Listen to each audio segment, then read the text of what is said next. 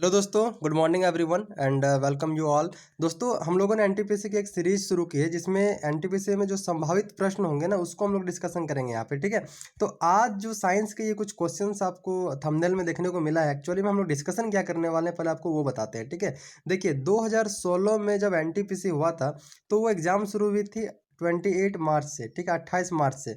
तो 28 मार्च को एक दिन में तीन तीन शिफ्ट करके एनटीपीसी ने अपना एग्ज़ाम लिया था। तो 28 मार्च को जो एग्ज़ाम हुए थे उसमें से दो शिफ्ट में जितने भी साइंस के क्वेश्चन पूछे थे इस वीडियो में उसको डिस्कशन करेंगे। और सबसे खास बात ये होगी कि किसी एक क्वेश्चन को सिर्फ स्ट्रेट फॉरवर्ड आपको उसका आंसर नहीं बताएंगे कि ये बी होगा सी होगा, यहाँ पर एक्सप्लेन करेंगे कि ऐसा क्यों होगा। ठीक है, सबसे पहला क्वेश्चन देखिए 2016 में जो पूछा था एनटीपीसी ने 28 मार्च को, एक तरंग वेव की आवृत्ति मतलब फ्रीक्वेंसी अगर बढ़ती है तो इसकी तरंगदैर्ध्य मतलब वेवलेंथ पर क्या असर पड़ेगा। मतलब इन्होंने पूछ लिया क्वेश्चन फ्रीक्वेंसी और वेवलेंथ में संबंध कि भैया जब एक बढ़ेगा तो दूसरा पे क्या असर पड़ेगा, या आपसे ये पूछ सकता है कि ये बढ़ेगा तो इस पे क्या असर पड़ेगा। ठीक है, तो देखिए बहुत सारे बच्चे साइंस नहीं पढ़े होंगे क्योंकि क्लास 10 में जनरली होता नहीं इतना डीपली। ठीक है, देखिए रिलेशन क्या होता है, लैम्बडा इक्वल टू होता है 1/v। ठीक है, ये फॉर्मूला होता है तरंगदैर्ध्य और फ्रीक्वेंसी का। देखिए ये वेवलेंथ है और ये फ्रीक्वेंसी है, तो आप देख पा रहे होंगे कि ये भी नीचे है और ये लैम्बडा ऊपर है। इसका मतलब सिंपल सी बात है कि जब ये लैम्बडा मतलब वेवलेंथ मतलब तरंगदैर्ध्य जिसका बढ़ेगा उसका आवृत्ति घटेगा और जिसका आवृत्ति बढ़ेगा तो तरंगदैर्ध्य घटेगा। क्लियर है, तो जब भी ऐसा आपको क्वेश्चन दोबारा कहीं पर भी एग्जाम में देखने को मिले फ्रीक्वेंसी और वेवलेंथ मतलब आवृत्ति और तरंगदैर्ध्य से संबंधित, तो जस्ट ऑपोजिट कर दीजिएगा एक दूसरे को। ठीक है, जैसे यहाँ पर क्वेश्चन क्या बोला था कि आवृत्ति बढ़ती है तो तरंगदैर्ध्य पर क्या असर पड़ेगा, इसका सही आंसर होगा कि ये घट जाता है, ऑप्शन नंबर सी। ठीक है, अगला क्वेश्चन देखिए, अगला क्वेश्चन पूछा है कि भैया थर्मोस्कोप का आविष्कारक किसे माना जाता है। ठीक है, थर्मोस्कोप का आविष्कारक किसको माना जाता है, तो इसका राइट आंसर होगा गैलीलियो गैलीली। ठीक है, कुछ आविष्कारक के नाम आप याद कर लेंगे, इसका कहने का मतलब जैसे कोपरनिकस ने क्या किया था। ठीक है, तो आपको पता होगा कि कोपरनिकस जो थे उन्होंने सौर मंडल की खोज की थी 1540 में। तो सौर मंडल से रिलेटेड अगर क्वेश्चन आएगा तो आपका आंसर होगा कोपरनिकस। आइजैक न्यूटन इन्होंने गुरुत्वाकर्षण का नियम दिया था, इसके अलावा इनके कुछ और भी महान आविष्कार है तो उसको आप याद कर लेंगे। जे केपलर इन्होंने क्या किया था, इन्होंने ग्रहों की गति के बारे में बताया था। ठीक है, तो सबको याद करते जाइए। देखिए अगला क्वेश्चन पूछा है कि निम्नलिखित में से किसको मार्स गैस कहा जाता है। रोज लगभग सुबह 7 से 8 के बीच में इस चैनल पर जो 2016 में पूछे गए एनटीपीसी के जो साइंस के क्वेश्चन है वो हम यहाँ पे डिस्कशन करेंगे अच्छी तरह से। ठीक है, तो वीडियो को आराम से देखिए और नए दोस्तों प्लीज चैनल को सब्सक्राइब करके रखिएगा। ठीक है, चलिए अगला क्वेश्चन हम लोग के पास है कि मार्स गैस जो है किसको कहते हैं। ठीक है, तो इसका सही आंसर होगा मिथेन। मिथेन को जो है मार्स गैस बोला जाता है। ठीक है, मिथेन का फॉर्मूला क्या होता है, तो मिथेन का फॉर्मूला होता है CH4। ठीक है, अगर आप क्लास 10 में पढ़े होंगे तो आपको याद होगा C और ऐसे करके 4 झंडा लगाते हैं हम लोग, है ना, क्योंकि कार्बन 4 बॉन्ड बना सकता है, हाइड्रोजन सिर्फ 1 बॉन्ड बना सकता है। ठीक है, तो देखिए एक कार्बन के लिए रूट वर्ड क्या लिखते हैं हम लोग, मिथ लिखते हैं। और सिंगल बॉन्ड है ना, कहीं डबल बॉन्ड तो नहीं दिख रहा है, सिंगल बॉन्ड के लिए सफिक्स एन यूज करते हैं, तो ये हो गया मिथेन। ठीक है, मिथेन को कहा जाता है मार्स गैस। ठीक है, तो इसको याद रखिए। अगला क्वेश्चन जो पूछा है 2016 में वो देखिए, धमनियां रक्त का वहन करती है जो किससे भरी होती है। मतलब ये बायोलॉजी का क्वेश्चन है तो थोड़ा इसको समझते हैं कि इससे रिलेटेड इसके अगल बगल के कुछ और भी क्वेश्चन आपके साथ पूछे जा सकते हैं। ठीक है, तो धमनियां रक्त का वहन करती है जो भरी होती है, किससे भरी होती है भैया, तो ये ऑक्सीजन से भरी होती है। देखिए एक्चुअली धमनियां क्या होता है। ठीक है, ये मान लीजिए कि आपका हार्ट है। ठीक है, ये हार्ट है और ये जो है हम लोग का यहाँ पूरा बॉडी है। ठीक है, ये हार्ट जो है बॉडी के अंदर ही है, तो इस हार्ट से जो है बॉडी के अलग अलग सभी पार्ट्स तक ब्लड को ले जाने के लिए जो रक्त वाहिनी होती है ना, ये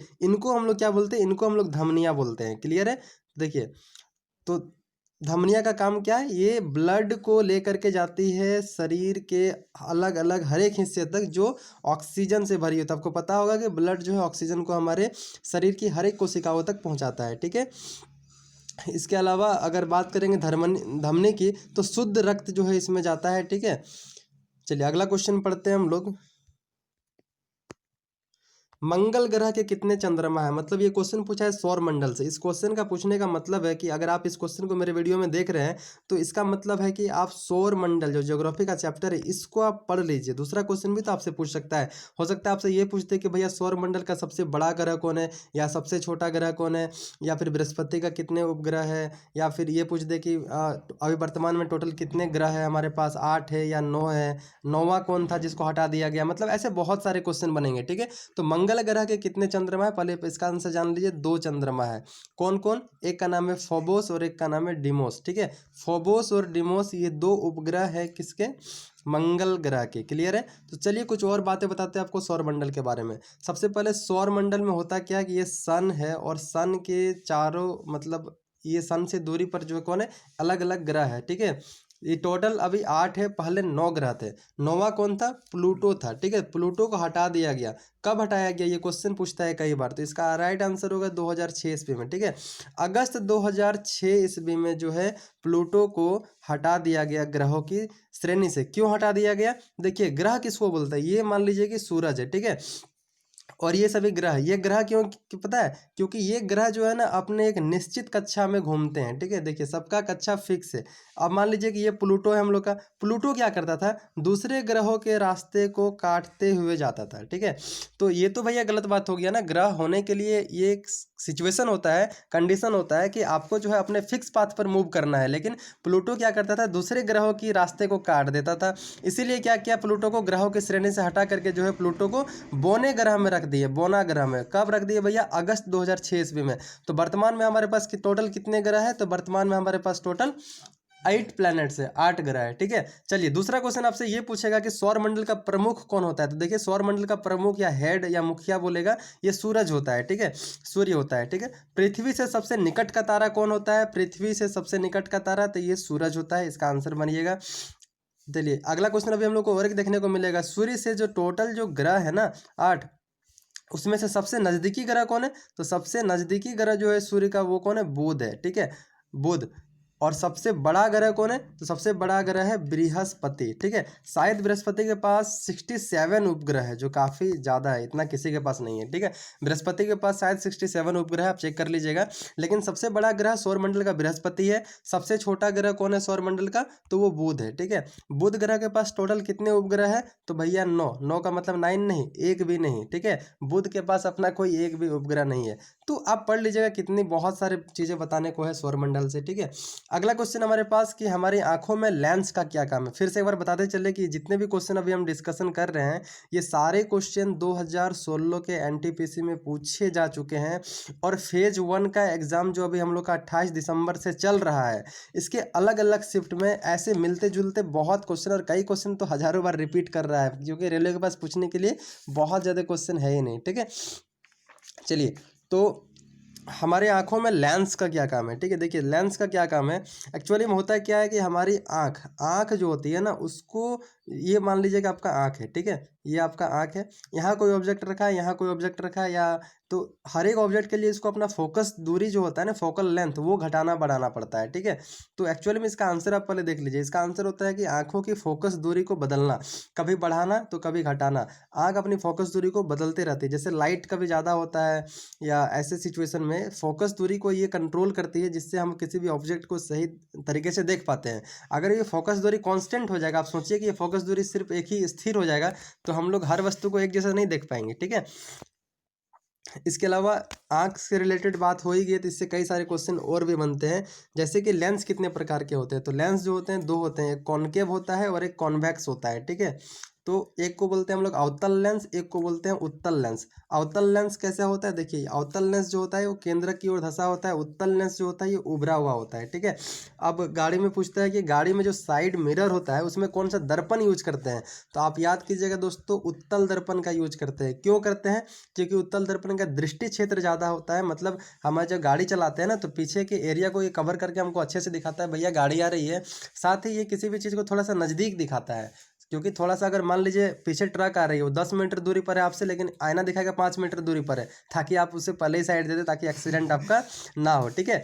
इसके अलावा दृष्टि से और भी क्वेश्चन बनते हैं, जैसे कि हमारे आंखों का जो सामान्य दृष्टि होता है दूरी, वो कितना होता है, तो वो आपका होता है 25 सेंटीमीटर होता है, ठीक है। चलिए आपको शॉर्टकट में बताते चले आंख से रिलेटेड और दो बातें, एक होता है निकट दृष्टि दोष और एक होता है दूर दृष्टि दोष। निकट दृष्टि दोष और दूर दृष्टि दोष को याद करने का बहुत ही सिंपल तरीका है। कैसे याद कीजिएगा? उल्टा उल्टा, ठीक है। देखिए निकट दृष्टि दोष जिस आदमी का होगा ना, उसका मजेदार बात ये होगा कि उसको निकट का सारा वस्तु क्लियर दिखेगा, बस दूर का वस्तु उसको नहीं दिखता है। और जिसको दूर दृष्टि दोष होता है ना, उसको क्या होता है, उसको दूर का वस्तु क्लियर दिखता है लेकिन निकट का नहीं दिखता है। तो मजेदार बात है इसको याद करने का, ठीक है, याद कीजिए, बहुत ही मजा आएगा। देखिए अगला क्वेश्चन हम लोग के पास कि पंछियों के अध्ययन को क्या कहते हैं ना। तो ऐसे बहुत सारे क्वेश्चन रेलवे पूछता है, कभी पूछता है पक्षियों के अध्ययन को क्या कहते हैं, कभी पूछता है कि कीटों के अध्ययन को क्या कहते हैं, कभी ये पूछता है कि फूलों के अध्ययन को क्या कहते हैं, है ना। तो ऐसे बहुत सारे क्वेश्चन इसके बनते हैं, ठीक है। देखिए तो सबसे पहले इसका आंसर आपको बताते चले कि जो पंछियों का अध्ययन है ना, इसको हम लोग बोलते हैं ऑर्निथोलॉजी, ऑर्निथोलॉजी, ठीक है।